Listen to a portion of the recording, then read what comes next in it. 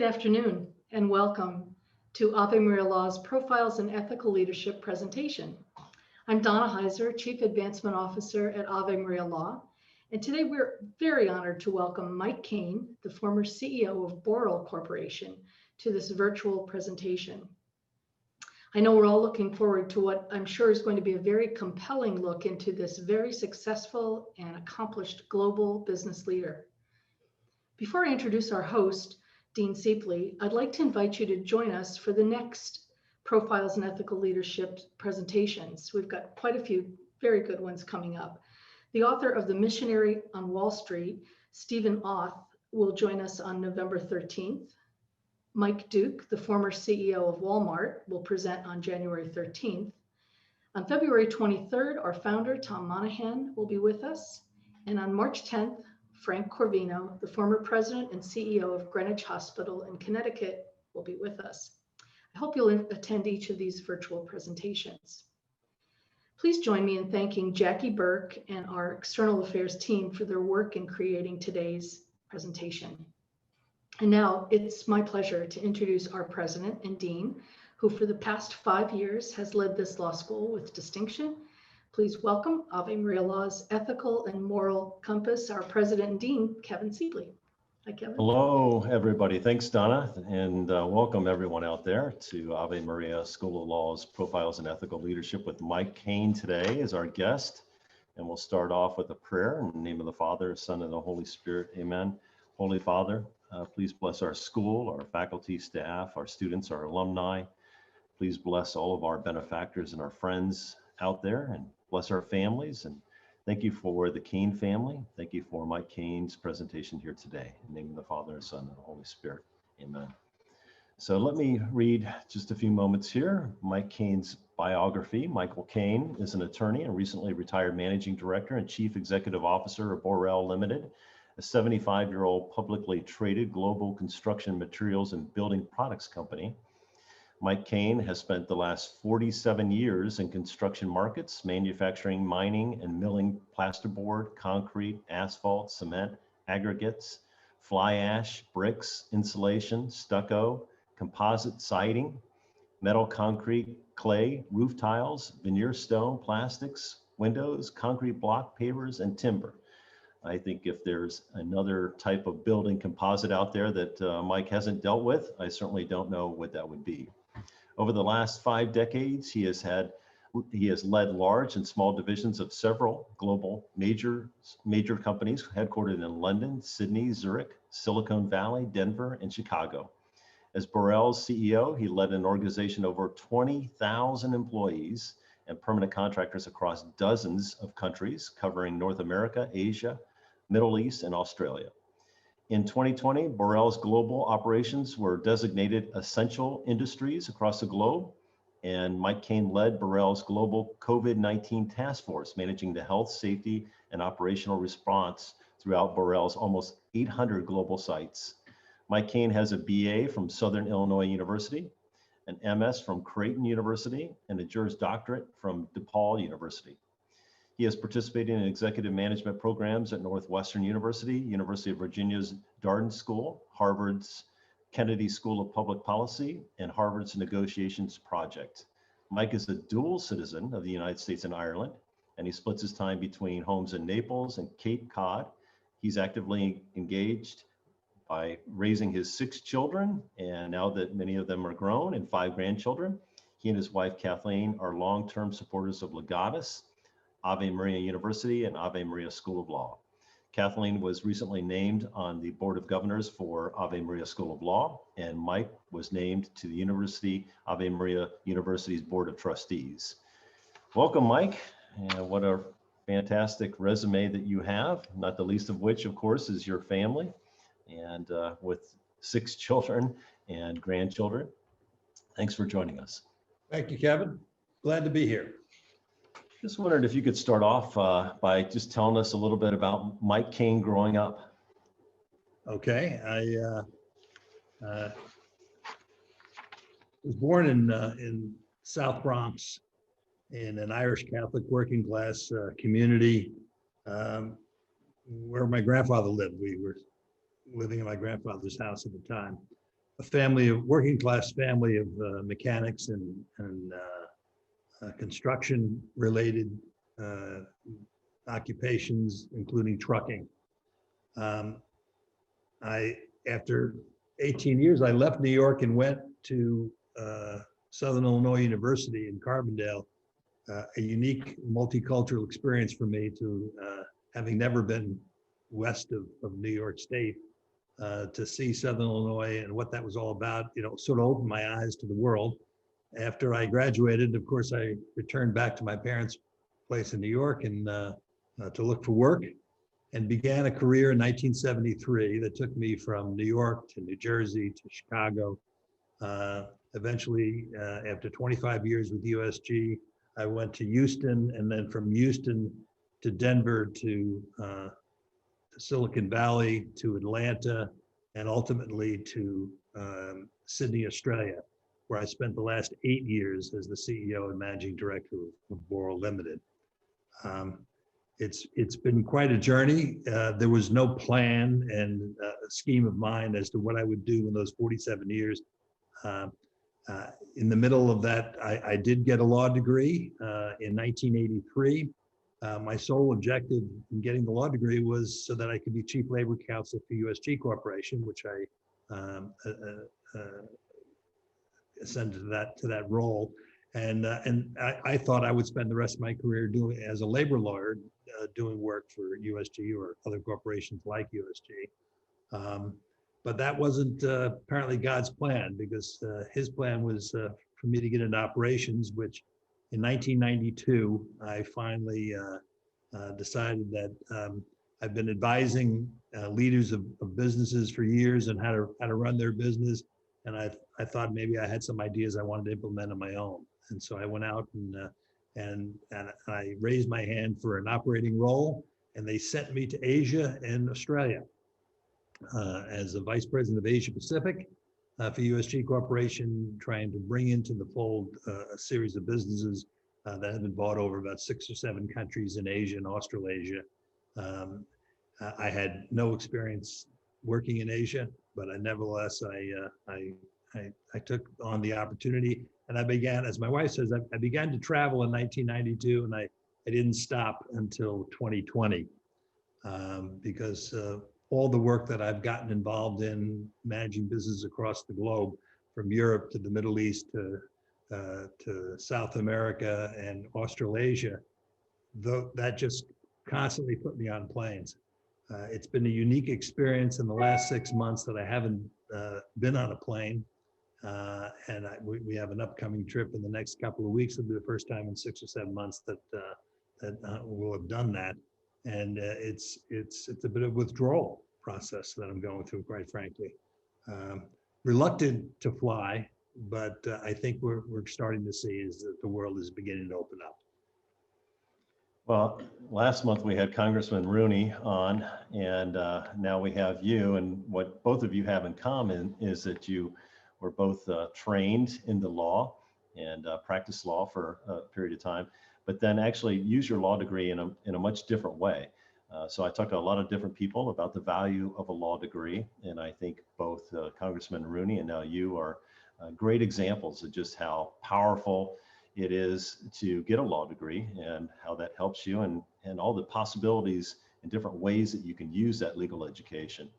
What makes you different than most of our speakers in the past, Mike, is that you led a company that crosses all international lines and on many different regions of the world, and I think that's particularly interesting. What was it like leading an international company, Boral, and share with us a little bit of that experience? So I was hired by Boral in 2010, excuse me, 10 years ago, to run their US operations as the CEO of the North American business. And within a couple of years, I was asked then to go to Australia in 2012 to be the CEO. And I had spent at that point, 39 years or so running divisions of large companies. And I thought, well, this is just order of magnitude a little larger. I obviously worked for CEOs in publicly traded companies before. But I guess I did not have a keen insight into the investor relations part of that aspect, the public relations part of that aspect. And so that was the real eye opener for me when I went to Citi, combined with the multicultural issues associated with the fact that Australians, however fun-loving they seem to be, and similar to Americans, at the end of the day, they've evolved their own unique culture in Australia, which is quite distinct from the U.S. And so what you can't take for granted that because they speak English and their cities look like our cities, that in fact you're dealing with the same approach to life, whether it's a business approach or any other life approach. And frankly, it was a learning curve for me to not only deal with the internals of running the company, but also to deal with the outside third parties who had a major influence on how the market would interpret the company's performance. And we hear a lot about different cultures, and you just talked about even Australia being different than our culture. Of course, we're talking here about professionalism and ethical considerations.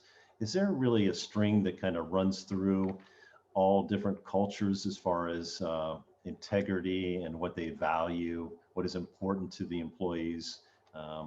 What did you bring to the table that was universal, and that you made sure that you did not stray from as far as your moral compass? So when I did my first press conference in Australia in 2012, I was asked a lot of these types of questions by reporters and business reporters about my approach to running a business, and frankly, I was just adjusting to. I had for 20 years been traveling back and forth to Australia, so it's not that I didn't understand Australia, but the difference between traveling there on business and living there and working there full time was a very different story. The foundations of my leadership principles and how I like to lead and how I believe people should be led began in my early days running businesses in the United States. And so issues like the safety and health of employees in the workplace, issues like treating people with respect and dignity, and frankly, taking a look at all the constituencies and recognizing that while we had a unique obligation to investors, we also had an obligation to the communities we operated in. We also had an obligation to our employees, and we had an obligation to our customers.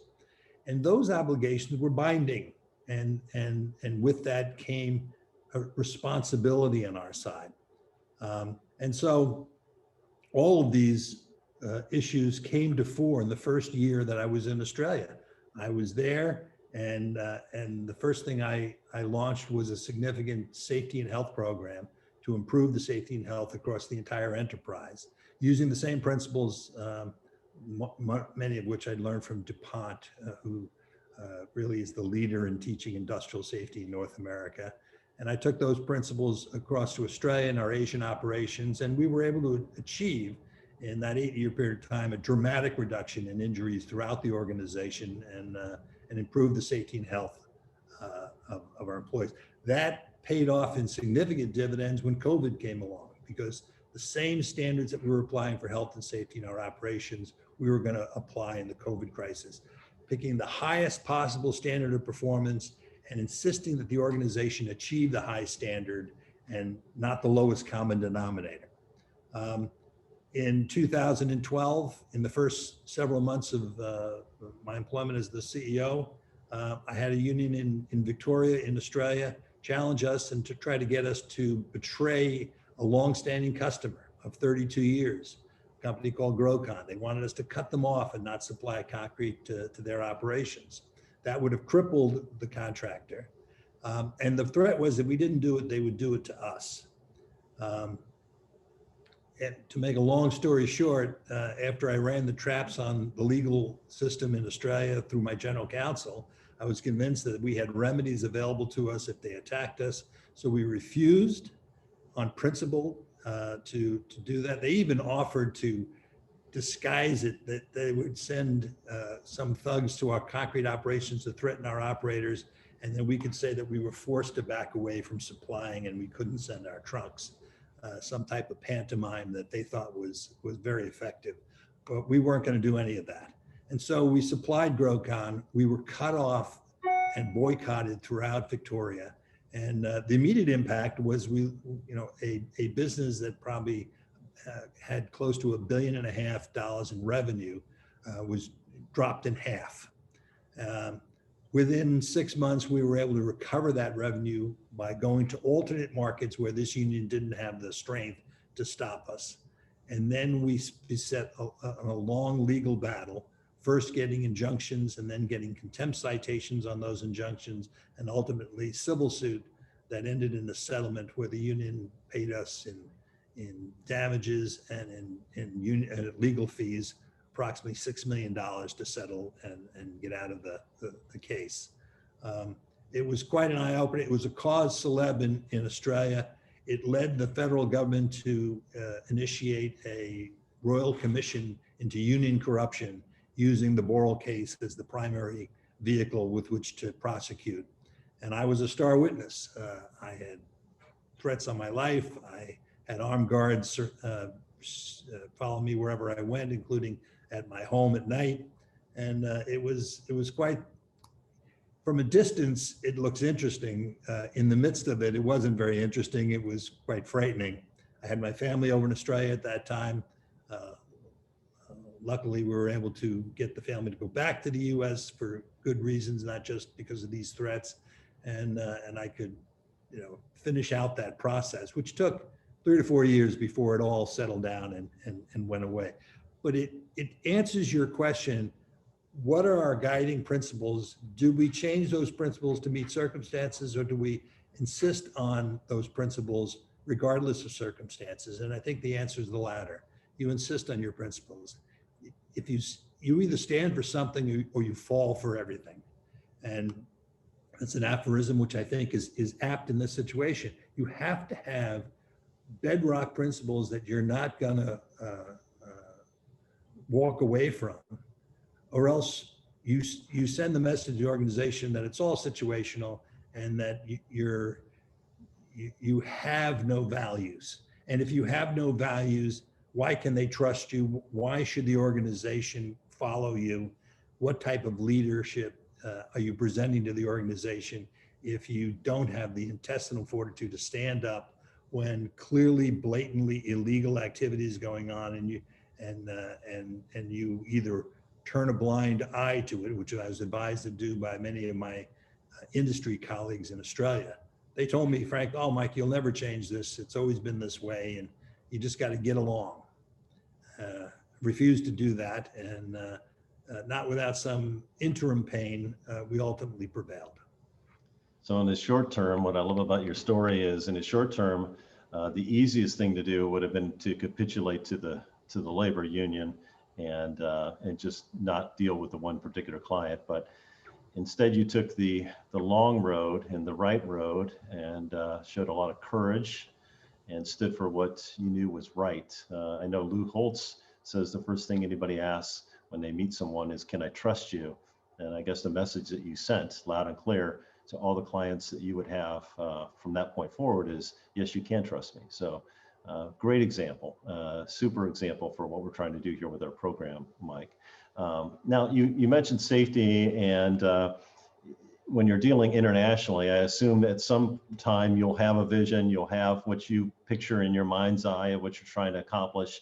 And then when it's actually implemented at the local level, sometimes it can turn out to be completely different. Do you have an example in that, Sure. where it gets lost in translation? And if you can imagine, across 13 countries, multiple languages and multiple cultures, and I'll give you the example. We had a serious accident in our Australian operations where an employee was hit by a forklift truck in a manufacturing operation. And we actually had another one where a concrete truck ran over not an employee, but a visitor to a site. And it brought into question our whole traffic management on these 800 sites across the world. Were we assuring ourselves that people and mobile traffic were separated?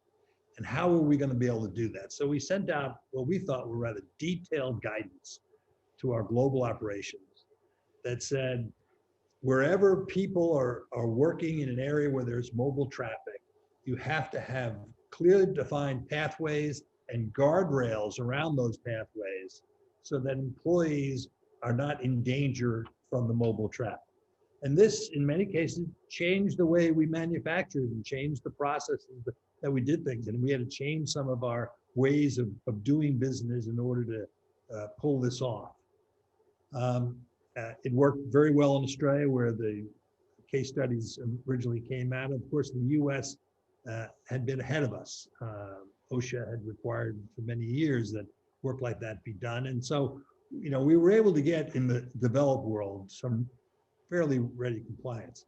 We got a video in, and you and I talked the other day, I might have said Thailand, and it could have been Vietnam, but it was either Thailand or Vietnam, two countries in Southeast Asia, where we got a video in. They said, okay, here's what we've done to be in compliance. And they showed a manufacturing site where in the middle of the manufacturing site, they had two yellow stripes, and that was the pathway for employees to walk. There were no guardrails around it, however. The guardrail was put next to the wall of the plant, because in retrospect, when we queried them about what are you doing, they said, well, we knew you wanted to protect the plant from the trucks backing up. They assumed that we were trying to protect the property, not the employees. And so they basically set the employees up. They identified where to walk, but that didn't protect them at all. And when you look at that, you say, oh, of course. In their world where they operate, the most valuable thing is the asset itself. And human life is given a different value. And we've found, in many of the third world countries, the safest place for an employee to be is at work and not at home, because at home you have open electrical wires and open sewers and dangerous construction techniques. And so if you really want to face danger, step outside the plant. Whereas in the first world, manufacturing facilities, mining, milling operations as we had, these were dangerous places that you needed to protect employees when they came in, but home and the community was a safe place. Mm-hmm. Just the complete reverse. Yeah, and so to expect third world country employees based on a memo in a language that is not their primary language to pick up on what were we trying to accomplish, they completely missed the mark. And that tells you that you have to communicate and communicate and communicate. And then when you think you've got it all done, then you better send out some people to audit the operations to make sure that you didn't miss anything. I had one more quick story about, and this was in Vietnam. We built a new plant right next door to the old plant. And in one operating station, there was a pile driver driving a pile into the ground within 4 foot of where the worker was standing and doing his job. And we had CCTV cameras in all our operations. We used them quite heavily to go back and look at accidents to see what happened. And in this case, the employee operating was so used to this pile driver working next to him that he reached over and leaned his hand on the steel pile. And of course, the driver came down and took his thumb off. And we had the video of this. We said, how is this possible? Well, it drove us to understanding more about human behavior. And whether you're in Chicago or you're in Ho Chi Minh City, human beings are human beings and they respond in human ways. So it's not just that the third world misunderstands and it's simply that we are fallible as human beings. And in our case, we deal in very dangerous operations that can prove fatal to people if they misstep. And our obligation to protect employees is a paramount responsibility. We cannot produce injury and death as a result of manufacturing our products. If we do that, we'll lose our license to operate. And that's the message that we sent. It's the message that I've used for 47 years. It's transformed the safety performance of every company I've worked at. And a separate dividend is improved efficiency of the operations. Well, treating everyone with dignity and sacredness is really at the core of our mission here at the school. And certainly one of the best parts of having my job is that I am able to deal with our wonderful students. And so now I'm going to turn it over to Paula Hughes, who is a 3L student here at Ave Maria Law. She's the editor-in-chief of our law review. She is from New Jersey and went to Penn State undergrad. Paula, take it away. Thank you, Dean Seepley, and hello, Mr. Kane. Hello, how are you? I'm doing well. How are you? Good. You talked a lot about global business and the law, and there was a time when opportunities for a lawyer wishing to become involved in international corporate business may not have been too plentiful. In today's global business climate, have those opportunities grown? I think so. I think as the rest of the world has adopted, a variety of Western legal concepts, driven by the World Trade Organization, driven by compliance requirements, antitrust requirements that are global on U.S. companies. It has forced companies in the third world to take more and more of a serious view of the legal climate that they operate in. It's not just the local law that they need to be concerned about. There's a global reach. And so I've seen over the last 40 years a significant involvement of lawyers in work in the Far East, in the developing world. Frankly, most of them were expatriates from Europe and the United States in the beginning, really focused on doing deals and deal making. But eventually more and more got involved in regulatory compliance and operating issues in these individual countries as the businesses matured. Now, there's a trend also toward local management. In other words, local natives taking these roles, educated in English common law jurisdictions and having done stints in both either the UK or Australia or the United States, who then have assumed roles of general counsel. We had our general counsel for our Asia Pacific operations headquartered in Singapore, who's a overseas Chinese woman, very accomplished. We had significant legal issues in our operations in Korea, and we're using Korean legal counsel to assist us. But when the stakes got higher and higher and it became more important we were going to global arbitration, we involved overseas US firms in our work in Korea as well. So there's work to be done. There's opportunities there. It does help to have multilingual capabilities, or at least one other major language. When you come to deal in Asia, most people think, oh, well, if you can speak Chinese or Hindi, you're pretty much, even in India, there's probably 44 major languages in the country and about 400 dialects spoken. So the idea that you can come across all of those is not realistic. And then you look across the rest of Southeast Asia and you realize the challenge. But the management of the legal teams across the globe can be done very well by English common law trained lawyers such as U.S. attorneys. How do you get there?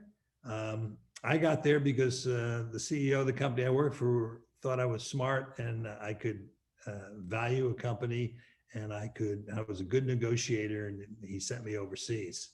And when I objected and said I had never been to Asia, and I didn't know anything about Asia, he said, nobody around here does either. But you're smart and you'll figure it out, and then you'll come back and tell me what we should do.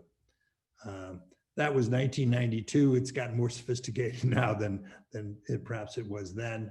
But I would suggest that working for a global law firm, Baker McKenzie always comes to mind as the sort of typical example of a global American law firm with offices in all the capital cities of the world.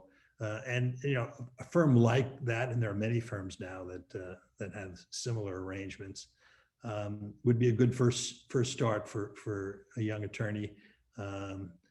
Might first get some experience in the U.S. and then consider a move with an international law firm, and they could be an Australian firm or an English firm. It doesn't, but a first world firm in the third world is perhaps a way to start.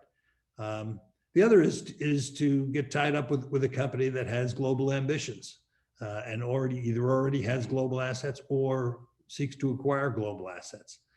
You start with the deal team, and then you eventually maybe get enough experience in dealing with these overseas issues that you can be value in advising the company on how to proceed once the acquisition has occurred. So that would be my advice to young lawyers who are looking to do international work. I didn't have an intent on doing that, as I said earlier in the discussion. I thought I'd just going to be a labor lawyer in the U.S., and that was plenty challenging as it was. What I have found is that in all the years that I've been running operations, my legal training has come in repeatedly and bailed me out of tough situations. Thank you. Those are all great points. And I think you gave us some really valuable advice in your last answer, but do you have any other advice for law students who have an interest in becoming involved as general corporate counsel or even business management in the international business world? It'd be the same advice if you were going to work domestically or internationally, and that is that the best lawyers that I've ever worked with, and I've worked with lawyers for a long, long time, are lawyers who can tell you not only what you can't do, but what can we do. That seems simplistic, but it's not, because there's a lot of people practicing law who stop at the point of telling operating people what they can't do, and don't see it as their obligation to provide a pathway for what to do in the alternative. And that's where the real value of a good lawyer comes in, who can offer alternatives to the client as opposed to simply telling him what he can't do. I think it's very frustrating to operating people who are non-lawyers that lawyers will shut down their avenue of approach and leave them without an alternative. And I think lawyers are eminently suited to craft pathways of being able to execute on deals. The antitrust law is a good example, trying to do a deal in the US and confronted with an antitrust issue, or you could also have antitrust compliance issues in the third world, trying to understand third world requirements. But areas like fraud and fraud investigation and how to deal with problems, because in the third world, that raises its head more singularly than you'll see in the US. This is where you need creative lawyering, where you need people who have the ability to use abstract thinking to work out alternative pathways that do not present risk to the corporation. And that's the real value of a good general counsel, a good outside legal advisor who, when confronted with a problem, has alternatives. That's great advice. If you were interviewing a graduate coming out of law school for a position in your company, what skills, background, or personal traits would you be most impressed to find? Well, you start off assuming that they understand the law if they're licensed and they've gone to law school. What you look for is someone who's dynamic and committed to furthering the purposes of the enterprise. In other words, you want someone who's not going to sit back and wait for problems to come to them, but is going to actively engage the organization and try to help it deal with multiple issues that any company faces anywhere in the world. But for that, you need somebody who is more than just a black letter law advisor. You need somebody who has the ability to deal in complexity, and the ability to deal in ambiguity, because most legal decisions involve both complexity and ambiguity that are particularly serious in nature and have significant consequences. And it's not always clear what the answer is. And so you need an aggressive lawyer. So my general counsel in Australia, who was an Australian attorney, worked for Skadden Arps in New York for a number of years and sharpened his teeth in a very tough world in New York, doing antitrust work with Skadden Arps. That helped me enormously when we were doing a lot of acquisition work on a global basis, and he was there by my side. So that's my recommendation, is that if you're the new young lawyer going for an interview, be ready to tell stories about your successes and failures in your life and what you learned from that, and be willing to admit that you've made mistakes, but you've learned from those mistakes. And I would argue that we learn more from our mistakes than we do from our successes. When things go really well, we don't tend to dwell on them near as much as when things don't go well, and then we reflect back on them. And there's an opportunity to learn something for the future. That's fantastic. And that's great advice for all of our students listening today. And lastly, how does the treatment of gender differ internationally from practices in the US? I think it's balancing out. I'd say that 25, 30 years ago, when I was first dealing in Asia, it would be very rare to find a woman in a meeting, in a business meeting in any of the Asian capitals. That's changed dramatically. I've still seen instances in the last 10 years where that type of bias raised its head. I appointed a female general manager of our Korean operations who had significant marketing experience in Europe and was going to be very helpful for us in some of the realignment in marketing that we needed to do in South Korea. Our largest customer in Korea came to see me in Sydney to tell me that I made a mistake by hiring a female to run our business in Korea. And my answer to him was that, well, I think I don't agree with you. And I think you've misjudged this person's capabilities. And I would suggest that you try to get to know her better and see if your view changes. He didn't take that well. The reality is that we went through a transformation in Korea. Our business today is better than it was at that time we had that conversation. That customer is no longer our customer, but we have more customers than we had before. Companies have changed around the world, and the role of female lawyers is becoming more and more pronounced. Law schools in North America, same thing in Australia, more than 50% of graduating lawyers are female. The likelihood of us ever going back to an old boys club is not likely, and very little presence of it today.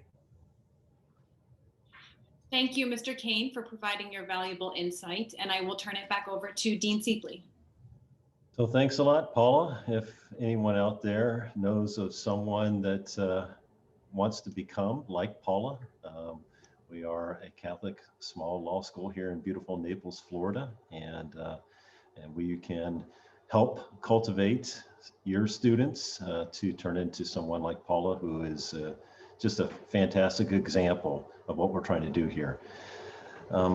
So I know, Michael, that you're a dual citizen, and if you ever go back to Ireland and you need a counsel or a bodyguard, let me know.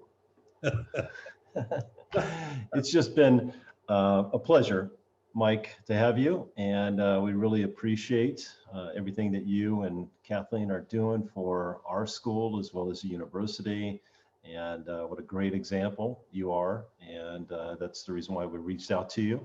I think that standing for what is right and making sure that you bring that objective truth to any situation that you face, having that inner fortitude and courage really is what, we're trying to instill here. And it's not just to be lawyers, but be lawyers that bring their moral compass to the practice of law. So I appreciate everything that you're doing for us, and I appreciate the time you spent with us here today. As a small token of our appreciation, we've got what many people will spend 20 years and retire to get, and that's our famous paperweight. It's got your name on it and a picture of our commons. And again, just a small token of our appreciation. I really appreciate it. Thank you very much, Mike. Thank you, Kevin. It's been a pleasure to be here. And thanks to everyone out there that's listening to us. I hope that you tune in again, and God bless all of you, and God bless your families.